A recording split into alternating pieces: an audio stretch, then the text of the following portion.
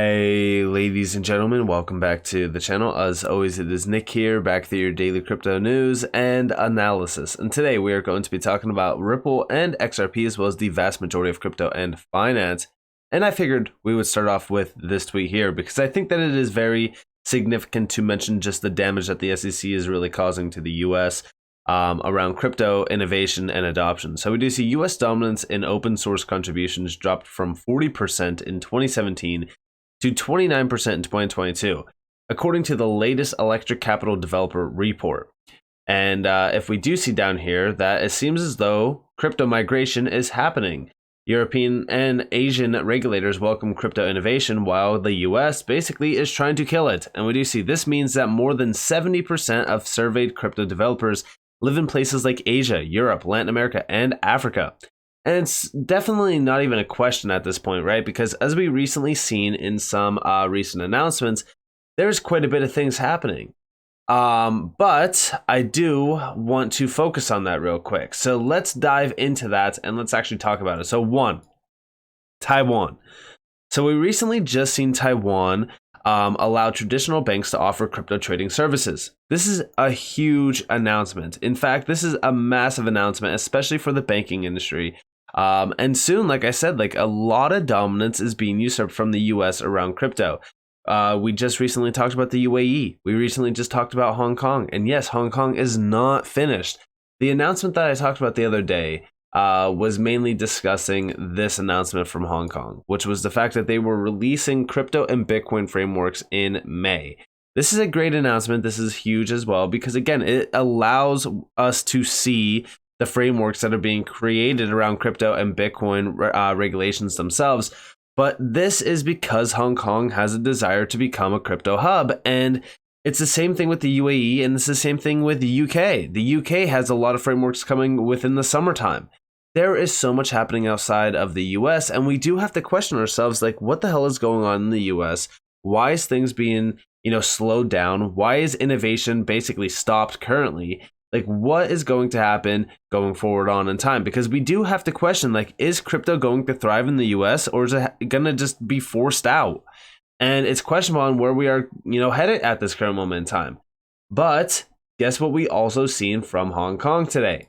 This. So do you see Johnny Deaton actually quoting it and saying he said Hong Kong regulators have one approach that they believe guarantees success moving forward. Whatever approach America takes, we will take the exact opposite. And it's kind of comical that, we have to look at it this way, but this is the truth. Like right now, Hong Kong is moving extremely fast with the framework coming in May. And this announcement here with Hong Kong Central Bank now urged banks to provide services to crypto firms before receiving a license. Like, this is insane to me. And this is huge news. Like, this is what needs to be happening within the US, but we won't see this. We won't see any sort of innovation like this within the US because we're at a standstill.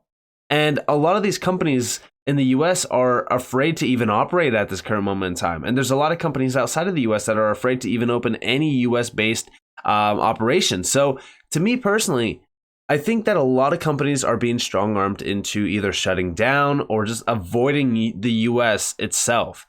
And it's all because of what Gary Gensler is doing. But I do want to talk to you guys a little bit about a few things around Coinbase and the SEC, as well as Ripple and the SEC. So one, we do see crypto exchange Coinbase warned the US SEC that it won't be easy to beat in court if the regulator pursues litigation, referring to itself as a well-resourced adversary. You know what's funny about this? So, like, obviously, I love this. I think that this is great. It seems as though Coinbase is going to be on the forefront of this battle as well. But what about Ripple, right? Like, it seems as though Ripple is being forgotten here. And it seems as though a lot of people kind of forget the fact that, one, Ripple has been in this case battle for well over 2 years now, almost 2.5. They already predicted $100 million in litigation fees. Like, how insane is that? $100 million. That's $100 million that Ripple could have spent expanding on demand liquidity, opening up other operations. Like, there's a lot of money tied up in this case already. And it's crazy because, that's what Ripple has said in the past too, that they want to continue this battle until they have 100% clarity for XRP And also they want to make sure that they can IPO with Ripple. They want to, make sure that Ripple gets that IPO, because Ripple themselves, outside of XRP, like, XRP is not Ripple. Ripple is not XRP. So as we really kind of look at Ripple, their business model, besides on-demand liquidity and a few other offerings, they're completely, not tied to XRP. So there's a lot of things that are waiting on the back end for Ripple themselves. Also, we have a lot of US-based clients that want to utilize XRP and on-demand liquidity. I mean, there's a lot of things being held up because of this case. So as we do look at this, like, yeah, I think that this is great that Coinbase is going to battle back. I think it's awesome. But a lot of people forget the fact that, it's not Coinbase that's just battling for all of us. Ripple has battled the SEC for well over 2 years now, for the entire crypto industry. They are not just fighting the SEC for themselves and XRP. No, this is much larger than that. But I love the fight that is happening now, because it seems as though the SEC is about to have a lot of pressure on them. Between Coinbase, between Ripple, between other cases as well piling up. We know Kraken is going after the IRS, for an example. Like, there's a lot of things happening right now, and also Congress is stepping in. So there's a lot of things on the SEC's plate. But also, what do you see over here? Did the SEC underestimate Ripple? Question mark. And this is from Crypto Law US with Johnny Dean. Listen closely to this. Yeah, do you have an opinion as to why the SEC picked the fight with Ripple? I mean, Ripple's well funded. Brad Garlinghouse has said publicly that when all said and done, it'd be $100 million in legal fees. That's pretty steep. Well, I don't think they saw that coming, and I think they probably expected there would be a settlement, and I think they underestimated the fight inside of Brad. There's a lot of sand. I've learned, there's a lot of sand inside that fella, and I admire that. And he's doing a service for everyone in crypto. Yeah. And again, this is the truth. Like, Gary Gensler, as much as people want to say that Gary Gensler is finished and, he's done, he's going to be fired by next week, that's not the case. Listen, I think that we need to continue this battle. I think that it's great that we're putting a lot of pressure on him. I do believe that Gary Gensler will be fired here eventually, which is going to be huge. But we need to make sure that the SEC themselves has no jurisdiction, because the next chairman could easily just be, same person, essentially. So as we really kind of look at this, I do think that what Brad Garlinghouse is doing, I think what Brad Garlinghouse is doing for all of crypto should be honored. I think that Brad Garlinghouse has believed in the crypto vision for so long. I think that he understands the scope of which, this case does matter for all of crypto, especially not only just Ripple's business model.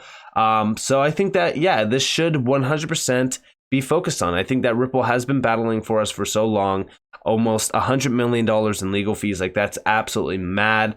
So as we do look at this, like, yeah, I do think that the SEC underestimated Ripple. I think that the SEC is shocked right now with what Ripple has gone through so far, but also what the XRP community has done as well for Ripple to support them in this battle, because the XRP community has been extremely helpful in this case. And also, they have been relentless on finding a ton of information, a ton of proof as well. And, one thing that I personally love about the XRP community is that we are relentless. Listen, we will go through anything and take as much time as possible to prove that, listen, this is a battle of traditional finance versus this new world of finance that is being created, which you could call it DeFi, you could call it whatever you want, but ultimately this is the next evolution of finance that is being built before our eyes, and it's going to be a battle. This is not going to be easy. Listen,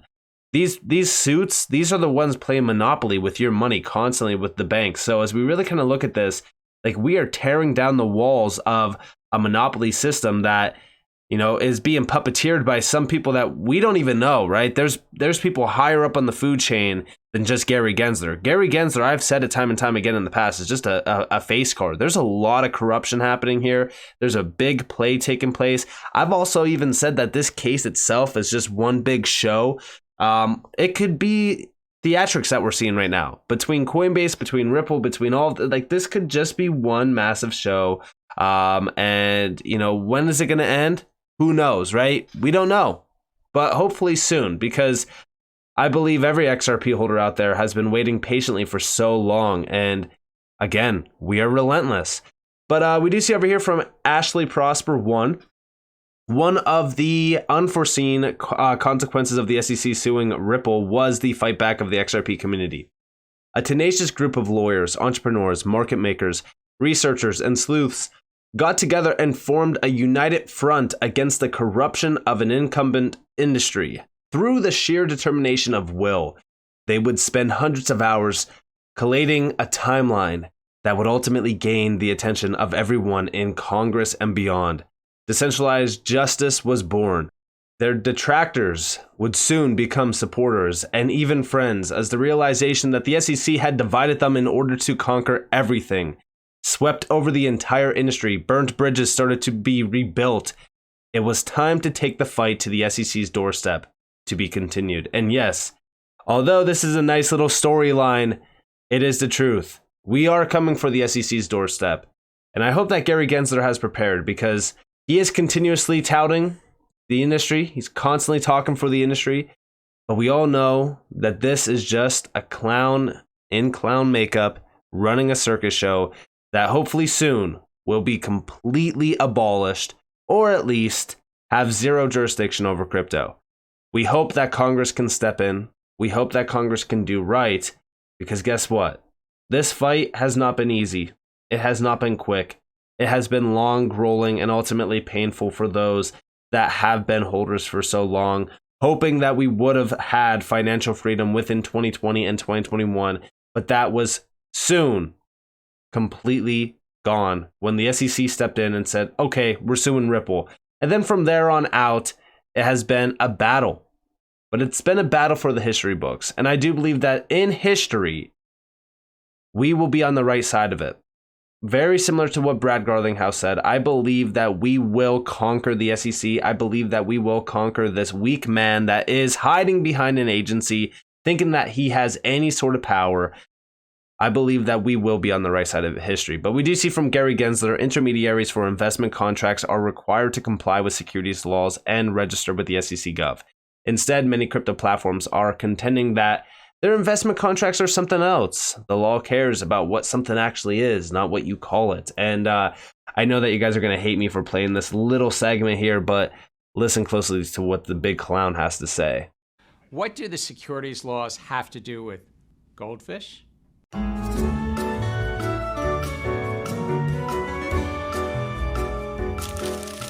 Many places around the country, we're required to use a leash when you walk your dog.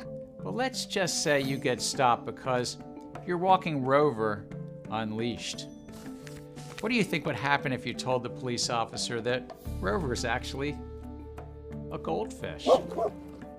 You'd still get a citation, and that's because the law cares about what something actually is, not what you call it. Well, the same thing is true in the securities markets. As Justice Thurgood Marshall put it so well, Congress's purpose in enacting the securities laws was to regulate investments in whatever form they are made and by whatever name they are called.